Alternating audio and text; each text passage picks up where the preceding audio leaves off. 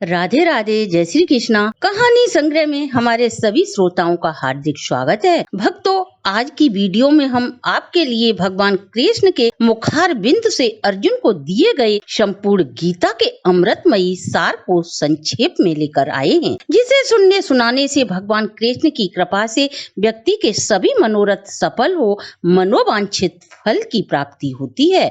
यह अमृतमयी श्रीमद् भागवत गीता का वो सार है जिसे कुरुक्षेत्र के मैदान में अर्जुन को माध्यम बनाकर भगवान श्री कृष्ण ने संपूर्ण जगत के हित को दृष्टपात करते हुए अपनी वाणी द्वारा अर्जुन को इसका पान कराया। इसे श्रवण करने से पूर्व यदि आप हमारे चैनल पर नए हैं तो सब्सक्राइब करें, वीडियो को शेयर एंड लाइक अवश्य करें। संपूर्ण जानकारी के लिए वीडियो को अंत तक जरूर देखें। भक्तों, हमारे हिंदू धर्म में इसे पवित्र ग्रंथ मानकर लोग प्रतिदिन इसका श्रवण करते हैं।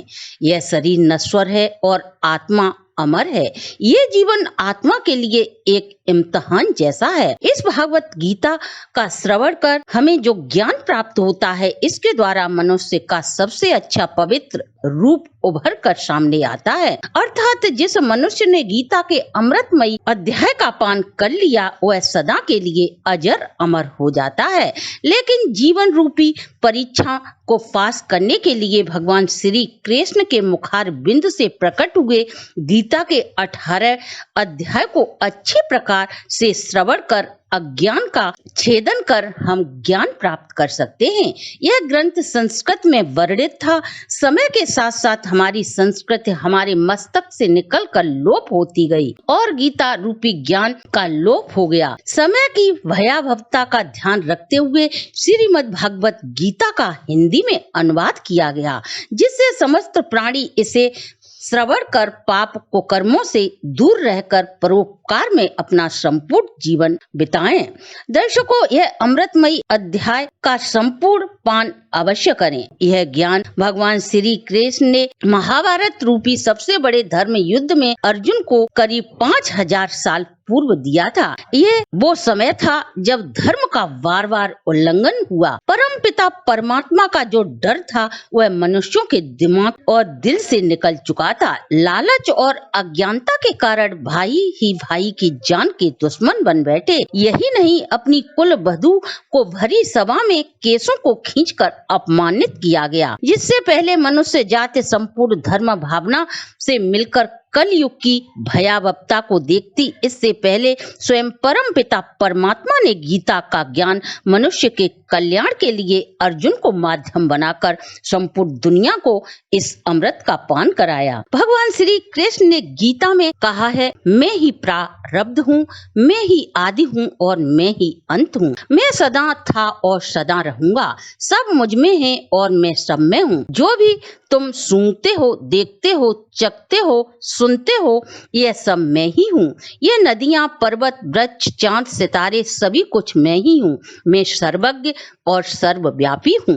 मैं ही ब्रह्मा हूँ। मैं ही इस चराचर जगत का स्वामी हूँ। मैं ही सृष्टि का निर्माण करने वाला तथा मैं ही संहार करने वाला हूँ। यह सृष्टि, संहार और सृजन मेरा ही कार्य है। मनुष्य जैसे श्रेष्ठ योनि में पढ़कर मनुष्य के पास इस बात का मौका होता है कि वह गीता के उपदेशों के अनुरूप व्यवहार कर जन्म मरण के चक्कर से छुटकारा प्राप्त कर सकता है। अर्थात सदा सदा के लिए परमात्मा के साथ रहने का यही मौका है। हमारी भागवत गीता के अनुसार मनुष्य की सबसे बड़ी परीक्षा लेने के लिए परमात्मा ने प्रकृति का निर्माण किया। हवा, जल, अग्नि, पृथ्वी, आकाश के द्वारा मनुष्य योनि देकर, छूकर, सूंघकर, देखकर, सुनकर हम अपनी इंद्रियों से परमात्मा के द्वारा बनाई गई हर वस्तु का एहसास कर सकते हैं। आत्मा इन पांचों हमारी इंद्रियों के अनुरूप एक रिमोट की तरह कार्य करती है। स्वयं अर्जुन को भी इस संसार का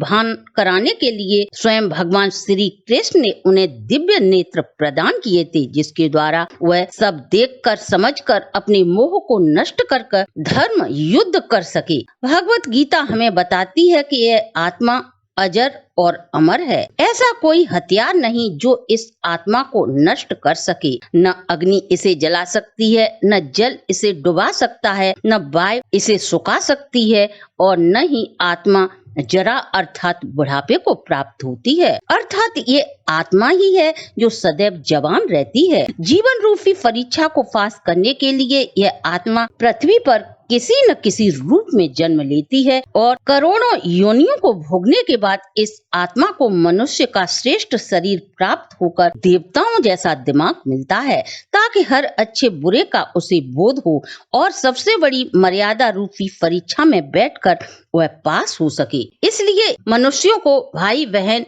पत्नी, माँ बाप इन सभी के साथ रहकर सफल परीक्षा की तैयारी करनी पड़ती है, जिसके द्वारा मनुष्य को राजस, तामसिक और सतो आदि गुणों को पार कर जीवन रूपी नौका में सवार होने का मौका प्राप्त होता है। हमारे तामसिक गुण हमारे अंदर हीन भावना पैदा कर हमें अनर्थ की तरह अग्रसर कर हमें दलदल में ले जाते हैं। वहीं हमारे राजस गुण हमें ईर्ष्यालु और लोभी, कामी बनाकर अपनों का ही नुकसान पहुंचाते हैं। इस परीक्षा में हमारी आत्मा को तामसिक गुणों पर विजय प्राप्त कर हम मनुष्यों के वास्तविक गुणों में प्रवेश करते हैं। दर्शकों, हमारे सात्विक गुण हमारी आत्मा को ही अपने आसपास की हर अच्छी बुरी चीज से अवगत कराकर हमें ईर्ष्या से निकालकर हमें प्रेम करना सिखाते हैं। इस परीक्षा में जीवन के चारों तत्व धर्म, अर्थ, काम, मोक्ष इन सब पर विजय प्राप्त कर आत्मा को मुक्ति प्राप्त होती है। दर्शकों, ये 4 द्वार हैं जिसके द्वारा ही आत्मा प्रभु को प्राप्त होती है। प्रथम धर्म रूपी द्वार, जिसका प्रतीक शेर है। धर्म वही है जो हमारे वेदों में वर्णित है और गीता के इस सार में समाहित है। धर्म वही है जो धारण करने योग्य हो और जिसे मानने के लिए हमारी आत्मा स्वीकृति देती हो, जैसे सत्य बोलना, चोरी न करना, अपने गुरु समान लोगों का सम्मान करना, किसी का निरादर न करना, यही धर्म है। इसलिए प्रत्येक मनुष्य को अपने जीवन काल में धर्म का अवश्य ही पालन करना चाहिए। दूसरा द्वार अर्थ का द्वार है। इसका प्रतीक घोड़ा है।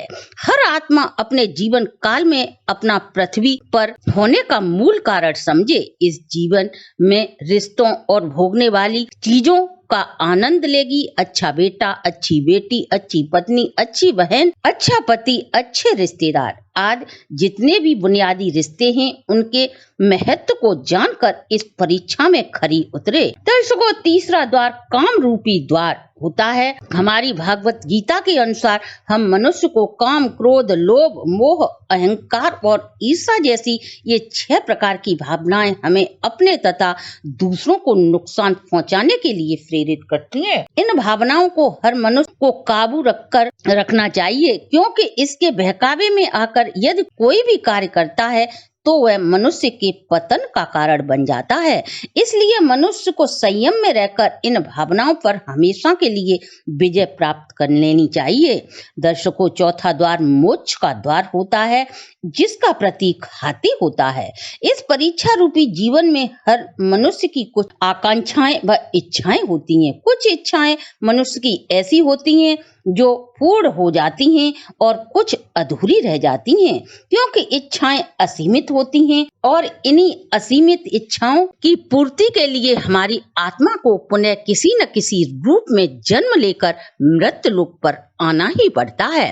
भागवत गीता हमें इस बात का बोध कराती है। यही हमारी असीमित इच्छाएं हमारे दुखों और नाश का कारण बनती हैं और इन्हीं इच्छाओं पर हम विजय प्राप्त कर लेते हैं तो हम जीवन मरण के चक्कर से सदा सदा के लिए मुक्ति पा सकते हैं। भक्तों, यह चौथा द्वार है, वह माफी का भी द्वार होता है। जो व्यक्ति आपको हमेशा हानि पहुंचाने में लगे रहते हैं या हानि पहुंचा चुके हैं, उन्हें माफ करके और जो आपसे भूल हुई है उसमें सुधार कर आप परमात्मा को सदा सदा के लिए प्राप्त कर सकते हो। जब तक हमारी आत्मा धर्म, अर्थ, काम, मोक्ष इन चारों को समझ नहीं लेती, तब तक आत्मा को बार बार शरीर धारण कर इस मृत्यु लोक पर आना ही पड़ेगा। परीक्षा पर विजय प्राप्त कर आत्मा सभी चीज पर विजय प्राप्त कर लेती है। प्रभु के दरबार में आत्मा के अच्छे बुरे कर्मों का हिसाब होता है। अच्छे कर्मों के लिए आत्मा कुछ काल के लिए स्वर्ग और बुरे कर्मों के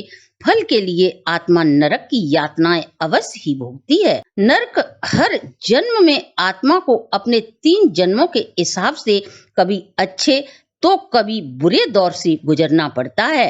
जब तक आत्मा गीता के सार को नहीं समझेगी तब तक उसे जन्म मरण का कष्ट भोगना ही पड़ेगा। भगवत गीता इस बात का ज्ञान कराती है कि मनुष्य श्रेष्ठ योनि में जन्म लेकर बड़े ही आसान तरीके से ग्रस्त जीवन में रहकर भी मन में दया धर्म जैसी भावना धारण कर परमात्मा को प्राप्त कर सकता है। परमात्मा को पाने के लिए हजारों वर्षों की तपस्या की कोई आवश्यकता नहीं होती। इस कर्म रूपी युग में मनुष्य समस्त शास्त्र सम्मत कार्यों को करके बड़ी ही आसानी से प्रभु को प्राप्त कर सकता है। अब हमारी गीता कर्म योग के विषय में बताती है कि मनुष्य ऐसा काम करे जिससे सभी का हित हो। श्रवण कुमार ने अपने माता पिता की सेवा करके अपना जीवन यापन कर परमात्मा को प्राप्त किया। हमारी गीता के द्वारा आत्मा दिमाग के द्वारा परमात्मा का ध्यान कर सकते हैं। एक मनुष्य अपनी आस्था आसन अभ्यास साधना योग से परमात्मा को पा लेता है। शंकराचार्य स्वामी परमहंस स्वामी विवेकानंद आदि अनेकों महान विभूतियां गीता रूपी अमृत का पान कर प्रभु को प्राप्त कर चुकी हैं। भगवान कृष्ण गीता में अर्जुन को उपदेश देते हुए कहते हैं, यदि किसी मनुष्य को धर्म की समझ नहीं है अर्थात वो धर्म से परे है, योग भी नहीं जानता, वह बस मेरी शरण में आ जाए, मैं उसके समस्त पापों को माफ कर उसे अपना लेता हूँ। ऐसे परमात्मा को यदि कोई भक्त दिल से पुकारता है तो उसे ही भक्ति योग कहते हैं। चैतन्य महाप्रभु, मीराबाई, प्रहलाद ये सबसे बड़े उदाहरण हैं। लेकिन आत्मा अपने होने का मूल कारण भूलकर धर्म का उल्लंघन करे और वह पाप में लिप्त हो जाए तो उसी पाप रूपी आत्मा को सबक सिखाने के लिए स्वयं प्रभु इस पृथ्वी पर अवतरित होते हैं। तो आइए श्रीमद् भगवत गीता जैसे धर्म ग्रंथ को पढ़कर हम अपने जीवन का सही उद्देश्य समझें और परमात्मा से प्रीति लगाकर प्रभु का साक्षात्कार करें। तो दर्शकों, ये था संक्षेप में गीता का अमृतमयी संपूर्ण सार। अगर आपको हमारी प्रस्तुति अच्छी लगी हो तो आप हमारे चैनल को लाइक, सब्सक्राइब और शेयर करें।